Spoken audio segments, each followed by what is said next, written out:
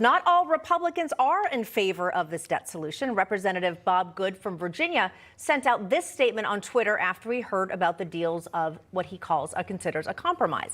I am hearing the deal, in quotes, is for a $4 trillion increase in the debt limit. If that is true, I don't need to hear anything else. No one claiming to be a conservative could justify a yes vote. And joining us now is Representative from Virginia and member of the Budget Committee, House Freedom Caucus, Bob Good.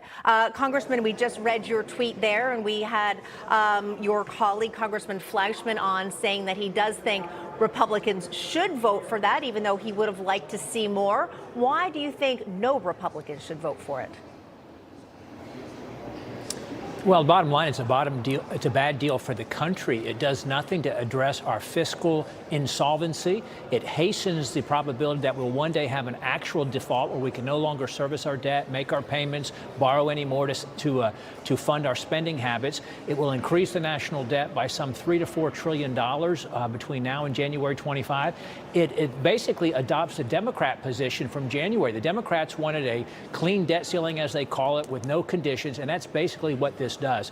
This maintains all the funding, basically, of the Biden administration over the last 2 years. Record amounts of funding, by the way. We've never had $10 trillion of new spending by the federal government in the first 2 years of administration. We've never had a percent to GDP, national debt to GDP, with $32 trillion that we have now since World War II. And all this does is make it worse with essentially nothing in return. Limit, Save, Grow was a good bill, but unfortunately we just surrendered all of that leverage, we surrendered all of that strength, and we're basically doing the Democrat bill here by raising the debt ceiling unlimited through January with essentially no reductions in spending. Congressman, Janet Yellen, Treasury Secretary, has said that essentially run out of money June 5th, or at least out of money to pay all of our bills. Do you believe her? No, I don't. There will not be some kind of a catastrophic, dramatic default if we were to ditch this bill or kill this bill or not pass it. You're not going to have something dramatic happen on June 5 or June 8, whatever the current date is now. It continues to change a little bit.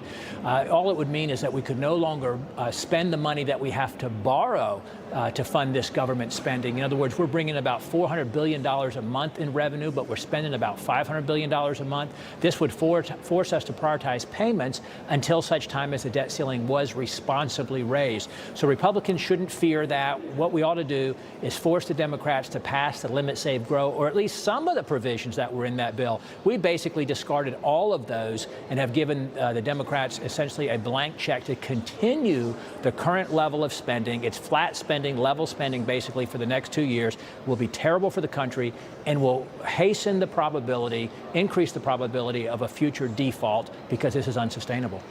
All right, Congressman Bob Good, thank you so much for your time and for your insights. Appreciate it.